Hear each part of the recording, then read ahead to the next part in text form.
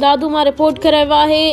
हुबदार उस्ताद Bukhari government degree college दादू में inspire computer and English coaching centre के मालिक मंसूर मनान बलोच तरफा सुपर मेगा टेस्ट के शानदार इवेंट जो एहतमाम किया वियो।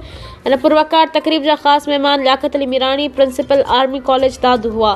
बेन मुअज़्ज़िज़ मेहमानन में प्रोफेसर इरफान कलोरो उस्ताद Bukhari degree college Dadu lecturer army college अलाडिनो पहवर और गवर्नमेंट हाई स्कूल जा हेड मास्टर एहसान अली शामिल हुआ। जॾहिं त इंस्पायर सेंटर के उस्ताद ज़ैनुल आबिदीन गोपांग पिण प्रोग्राम में भरपूर शिरकत कई। प्रोग्राम दौरान शागिर्दनि मुख्तलिफ मौज़ूअनि ते तकरीरूं कयूं, सुहिणा टेबलोस पेश कया और फ़नून लतीफ़ा से भरपूर सरगर्मियों में फ़नी शायरी पिण शामिल हुई, जैं शिरकत कंदड़नि खे तमाम घणो मुतासिर किया। सॼो प्रोग्राम निहायत बेहतरीन और मुनज़्ज़म नमूने से कामयाबी से मुकम्मल किया वियो।